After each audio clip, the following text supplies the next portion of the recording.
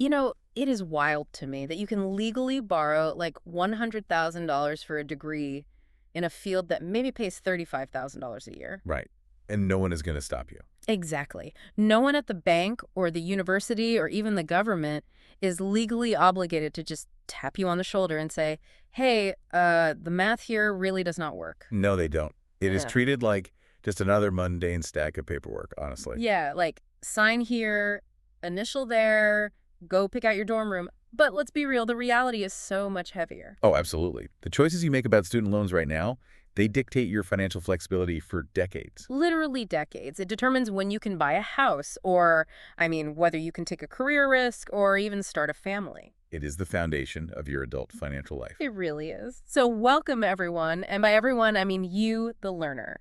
Today's deep dive is all about tearing down this massive illusion that all student loans are just created equal. Because they definitely are not.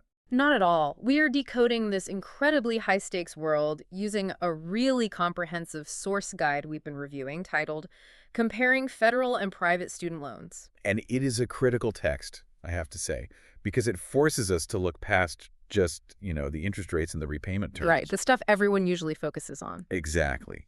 To navigate this space and actually make the right choice for your specific situation, you have to understand the underlying philosophy of the lenders themselves. Yeah. You are dealing with entities that operate in completely different realities. Okay, let's unpack this, because I think we need to establish the absolute baseline before we get into the really dense weeds of those philosophies. That makes sense. Where do you want to start? Well, we are basically looking at two different worlds here. You have federal loans and you have private loans. The two massive pillars. Right. So federal loans are administered by the U.S. Department of Education, and as a general rule, they offer lower interest rates and like a massive amount of flexibility when it comes to actually paying them back. Yeah, they are fundamentally a government program.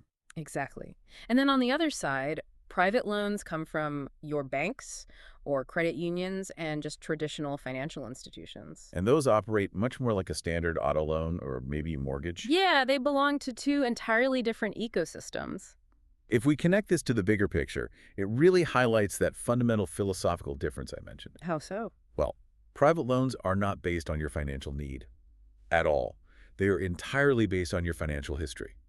Oh, so they're just looking at the math of your past. Right. They want to know your risk profile as a borrower. Are you a safe bet?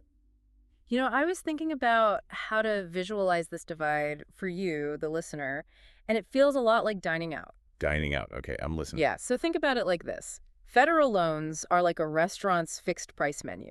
It is highly regulated. You have standard options, right? Like appetizer, main course, dessert. And everyone sees the same menu. Exactly. And there are very strict rules about who gets to order what off that menu. Okay, that tracks for the federal side. What about private? Private loans, though, that is strictly a la carte. You can order absolutely as much as you want to cover pretty much anything. Tuition, room and board, whatever. Yeah, exactly. Yeah. A fancy off-campus apartment, a new high-end computer, even a car to get to class. But the price you pay for that absolute freedom. The interest rate. Yes, specifically your interest rate depends entirely on your credit score. That framing really captures the danger of the a la carte option, honestly. Because it's too tempting. Well, that, but also because most 18-year-olds have an incredibly thin credit file. They haven't had a mortgage or a decade of credit card payments to prove they are reliable. Right, they're basically ghosts to the financial system. Exactly. So to access that unlimited private menu you're talking about, you are almost certainly going to need a cosigner. Usually a parent or a guardian, right? Yeah, almost always. And we really need to be clear about what co-signing actually means mechanically. Because I feel like it sounds like you are just acting as a character reference. Like, yeah, my kid is good for it. Oh, it is so much more than a character reference. Right. You are legally binding yourself to that debt. Yes. You are telling the bank that if your child misses a payment, your personal credit score takes the hit, and you will step in to literally pay the bill. Wow. That is a heavy burden for a parent to just quietly take on. It really is. Oh. Furthermore, the source text highlights a critical distinction in timelines here that people miss. What kind of timelines? Well, private lenders operate on their own schedules, depending on the exact terms you agree to. Some private banks demand that you start making actual payments while you are still actively taking classes. Wait, really? While you're still in school? Yes, whereas Federal loans, structurally, are designed to wait until you have crossed the graduation stage and ideally found a job. Wow, having to scrounge together a loan payment while you're studying for midterms is just a massive source of stress. It's incredibly difficult. So, okay, if private lenders rely on credit scores to decide who gets their money, the government obviously needs a completely different metric to decide who gets access to their fixed price menu, right? Right, because they aren't functioning like a standard bank. So, how do they measure your financial reality without just pulling an Experian report? They use the AFIA, the free application for federal student aid. Ah, yes. The infamous FS. Exactly. It serves as the mandatory gateway to almost all federal education money. It kind of functions like a financial x-ray, honestly. That's a good way to put it. Yeah, it scans your family's income, your savings, your investments, and it even looks at situational factors like whether your parents have other children currently enrolled in college at the same time. Because that obviously impacts their ability to pay. Right, and it takes all of that incredibly invasive data and calculates the SAI. The Student Aid Index. Exactly, Student Aid Index. And that single index number is what dictates your eligibility for the different types of federal aid under the William D. Ford Federal Direct Loan Program. That is quite the mouthful. It is. Historically, you might hear people refer to these as Stafford loans, but today they are simply called direct loans. Okay, direct loans. Got it. And the government broadly splits them into two distinct categories that we really need to define mechanically: Which are? subsidized and unsubsidized. Okay, yes. Let's break the mechanics of those down because I know mixing them up is a trap a lot of students fall into. It's a very expensive trap, too. So direct subsidized loans are strictly needs-based.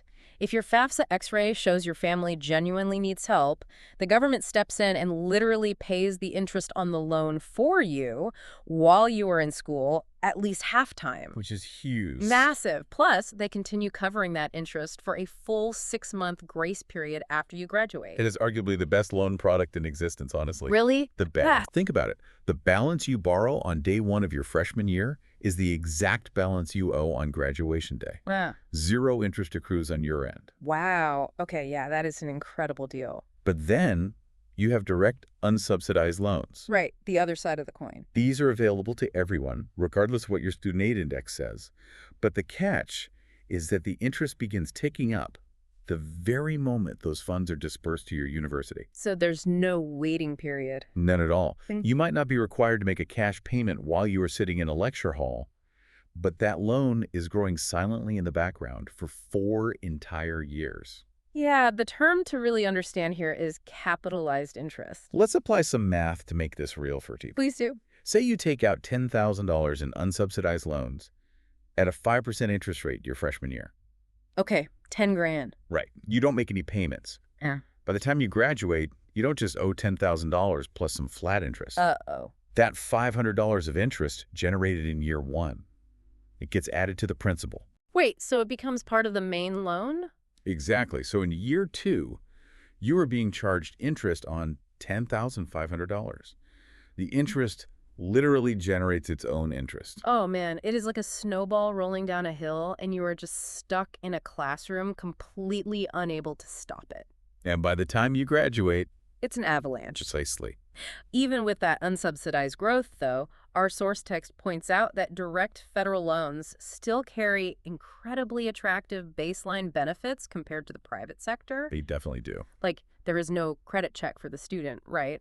And the interest rate is a fixed rate. Which is so important, whereas private loans often lure you in with these really low variable rates that just spike when the economy shifts. Right, a variable rate is terrifying. And there is never a penalty for paying a federal loan off early either. The benefits are robust, without a doubt, but it is certainly not a perfect system. Far from it. I mean, you have to file that massive FAFSA form every single year just to maintain your eligibility. And your family's financial situation might change, which could suddenly alter your aid package right in the middle of your degree. Talk about stressful. And there are strict rules on what the money can actually be used for. But the most significant downside, according to the text, is the loan limits.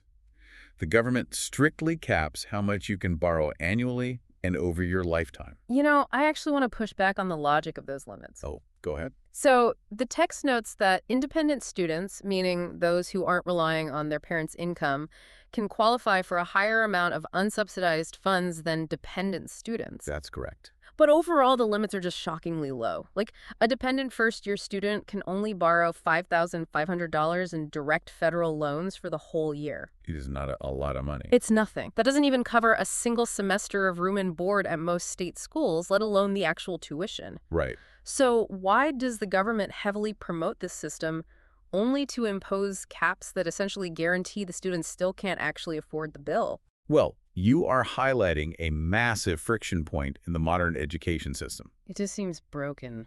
The caps exist fundamentally as a protective measure. The government is trying to prevent an 18-year-old from borrowing $80,000 in their own name and completely crippling their financial future before they even declare a major. Okay, so it's a safety net. Exactly. Yeah. And they allow independent students slightly higher caps because those students naturally lack the presumed safety net of parental support. That makes sense in theory, I guess. Theory, yes. But the reality is that tuition has vastly outpaced these protective caps.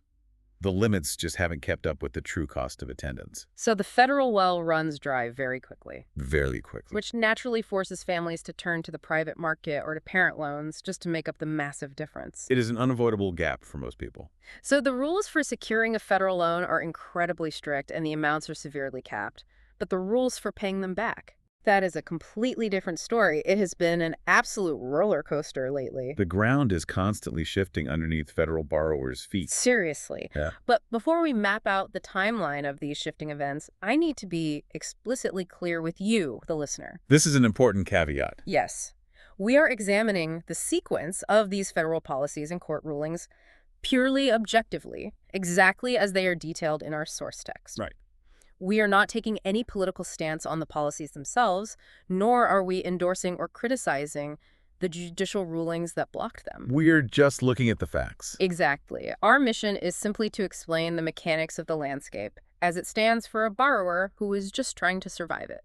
And an objective view is essential here because the mechanics of repayment have been completely rewired multiple times in just the last 4 years. It's exhausting to even track. Let's start in March 2020. The pandemic hits. Right. The federal government passes the CARES Act, which effectively halted mandatory payments on all federal student loans and froze the interest at 0%. Basically, the entire system was put into a deep freeze. Yeah, a completely unprecedented pause in federal collections. Is a massive shock to the system. Then we move forward to June 2023. The U.S. Supreme Court struck down a plan from the Biden administration that would have broadly forgiven up to $20,000 in student loan debt for millions of borrowers. And the mechanical reaction to that judicial block was for the administration to pivot. Pivot how? They moved toward restructuring the income-driven repayment plans, or IDR plans, instead of relying on broad forgiveness. Okay, so in August 2023, they launched the SAVE plan, Saving on a Valuable Education. Right. The Department of Education actually auto-enrolled borrowers who were on an older IDR plan, I think it was called Repay, directly into this new SAVE plan. Let's explain how an income-driven plan actually functions, because the SAVE plan fundamentally changed the math. Yeah, break that down for us. Under standard repayment, you just pay a fixed amount to clear the debt in 10 years. Simple. But an income-driven plan calculates your monthly payment based on your discretionary income. Discretionary meaning the money you have left over. Essentially, yes. The government subtracts a protected amount of money you need for basic survival, which is usually tied to the federal poverty guidelines from your total gross income. Okay, so they protect your rent and food money, basically. Right. Whatever is left over is discretionary, and your loan payment is just a percentage of that leftover money. So the stated goal of the SAVE plan was to shield more of that income, reducing monthly payments significantly, and shortening the maximum time you had to pay before the remaining balance was forgiven. And crucially, it was designed to stop unpaid interest from growing if your calculated payment was too low to cover it. Right. But what's fascinating here is the sheer velocity of the legal pushback that followed. Because the roller coaster took another massive plunge. It did. On July 18th, 2024, a federal appeals court stepped in and blocked the SAVE plan entirely. just stopped it in its tracks. Yeah, pending ongoing litigation over whether the executive branch even had the authority to implement it in the first place. So the Department of Education had to scramble. Total chaos. They moved all the millions of borrowers who were enrolled in Savvy into an interest-free administrative forbearance while the courts figure it out. Which immediately created a structural crisis for borrowers who were pursuing public service loan forgiveness, or PSLF. Oh man, that is a heartbreaking position to be in. It really is. Because PSLF requires you to make exactly 120 qualifying monthly payments while working full-time in public service. So we're talking teachers, nurses, government employees. Right. But if a court blocks your payment plan and the government forces you into an administrative forbearance where no payments are due, those months in limbo suddenly aren't counting toward your 120. Your finish line just keeps getting pushed further and further away. Yeah, through no fault of your own. So the government had to engineer a workaround. The source text outlines that borrowers nearing that finish line have a few awkward choices now. Like what? They can try to switch to a different, older income-driven plan that wasn't blocked, or they can use a new provision to literally buy back the months they spent trapped in administrative forbearance. Buy back. Yeah, by paying what they would have owed anyway, just to keep their timeline strictly intact. Wow. It is a dizzying amount of bureaucracy. Extremely dizzying. And just to throw one more massive wrench into this objective timeline, there are tax implications to all of this relief. Of course there are. Naturally. So the American Rescue Plan dictated that any federal student loan forgiveness granted between January 1st, 2021 and December 31st, 2025 is completely federally tax-free. Meaning you don't owe the IRS a dime on the forgiven amount. Exactly. However, the text points out a huge catch. Your specific state might still view that forgiven amount as taxable income and send you a massive state tax bill. State taxes are a whole different beast. So you've just described 4 years of pauses, Supreme Court injunctions, emergency workarounds, and tax caveats. It's a lot to take in. It is. But the most vital takeaway from this entire timeline is this: none of this volatility applied to private loans. Oh, wow. Yeah. We were so deep in the federal weeds, I honestly almost forgot about the other half of the market. It's easy to do.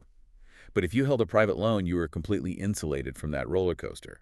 But you also received absolutely none of the safety nets. Right, because it's a completely different contract. The CARES Act freeze, the Save You Plan rollout, the PSLF program, those are exclusively federal mechanisms. During the pandemic, private loan payments just continued as normal, and interest kept capitalizing. Wow.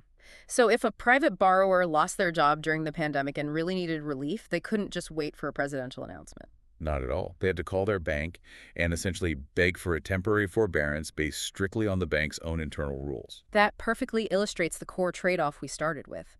Federal loans offer immense flexibility and consumer protections, but you are strapped into a vehicle driven by shifting legislation and volatile court battles. And private loans give you exactly what you signed up for, but there is absolute zero mercy if your circumstances change. Zero mercy.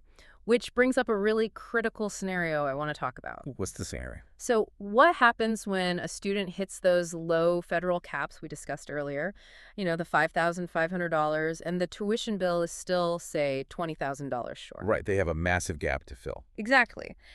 And let's say they decide to bring their parents into the mix because they really want to avoid the private market altogether. That leads us directly to the final piece of the federal puzzle: direct PLUS loans and the extremely delicate strategy of loan consolidation. Okay, let's look at PLUS loans first. Direct PLUS loans are basically the government's lifeline. They are primarily designed for parents of dependent undergraduate students, as well as for graduate and professional students. And the massive appeal here is that PLUS loans allow you to completely bypass those strict federal caps. Yeah, that's huge. You can borrow the total cost of attendance minus whatever other financial aid the student already received. It completely fills the gap. It does. But it operates under a vastly different philosophy than standard direct loans. In what way? Crucially, PLUS loans are not based on financial need. Oh, really? No, they require a hard credit check to ensure the parent doesn't have an adverse credit history. So it acts a little more like a private loan in that sense. Exactly. And while they do carry a fixed interest rate, it is noticeably higher than the rate offered on subsidized or unsubsidized loans for the actual student. And they carry high origination fees just to process the loan. Yes, significant fees right off the top. And our source is brutally clear on the legal reality of a parent PLUS loan. I really want to emphasize this for you guys listening. It's an important point. If you are a parent taking this out to help your kid, you are entirely legally responsible for repaying it. You cannot just casually transfer it to your child's name after they graduate and land a great job. It is permanently your debt, period. Yeah, that is a sobering thought. So let's fast forward 4 years in our scenario. Okay, it's graduation day. Right, you've got subsidized loans, you've got unsubsidized loans, your parents have a PLUS loan, and maybe you still had to take out a high-interest private loan from a credit union just to pay for off-campus housing. It's a very common mix. You graduate, and suddenly you have half a dozen different loan servicers sending you bills every single month. The administrative chaos is just overwhelming. Oh, it's a nightmare. And the natural instinct for any borrower in that scenario is to simplify, to look for a way to basically turn 6 bills into 1 bill. Consolidate. Yes. Yeah. And the government actually offers a safe way to do this for federal debt. It is called a direct consolidation loan. Okay, how does that work? This takes all your various federal loans and simply rolls them into one single monthly payment. Does it lower your interest rate? No, the interest rate isn't lowered at all. It just becomes a weighted fixed average of the rates you were already paying anyway. Strictly an administrative cleanup. Got it. Just making life easier. But private lenders aggressively market their own consolidation and refinancing options to recent graduates too, right? Oh, they flood your inbox the minute you put on a cap and gown. Yeah, private banks will offer to consolidate both your private loans and your federal loans together into one massive private loan. They want all your debt. Here's where it gets really interesting, though. Combining your federal loans into a private consolidation is, well, it's basically like trading in a Swiss Army knife for a single, slightly sharper blade. I love that analogy. Let's explore the mechanics of that. Why is the borrower giving up the Swiss Army knife? Okay, so a private lender looks at your new post-graduation salary and says, hey, we can offer you a slightly lower interest rate than your federal average. The sharper blade. Right, the single blade is sharper. It saves you a little money on interest every month. But the moment you move that federal debt into the private sector, it becomes a private loan forever. Irreversibly. Exactly. You completely throw away the tool set. You permanently forfeit access to income-driven repayment plans if you ever lose your job. Oh.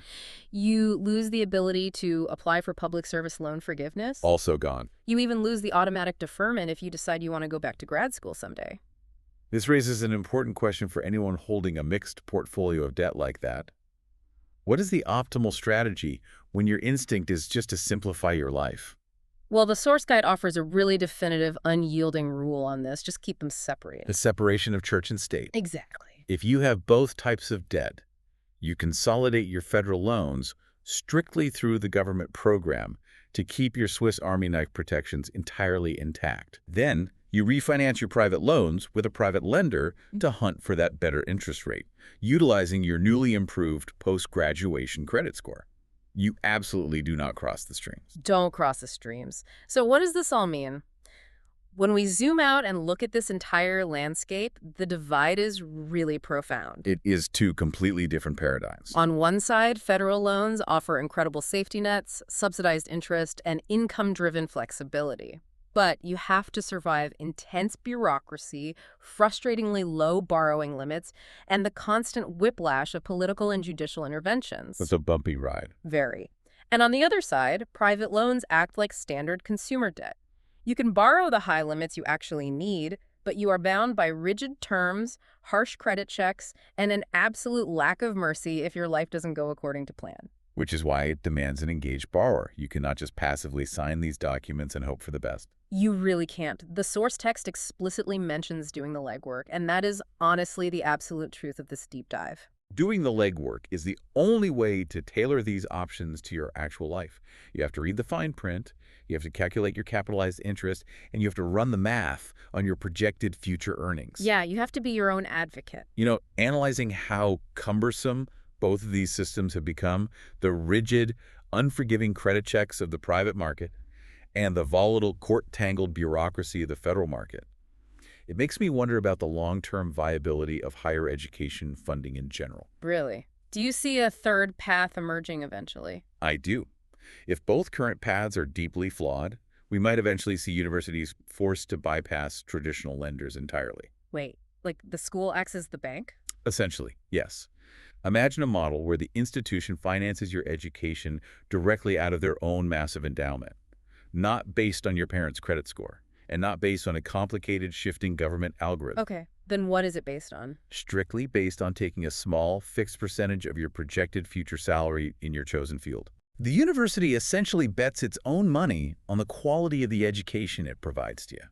Tying the cost of the degree directly to the real-world value of the degree, that would force universities to have some real skin in the game. It certainly would. It's a fascinating alternative.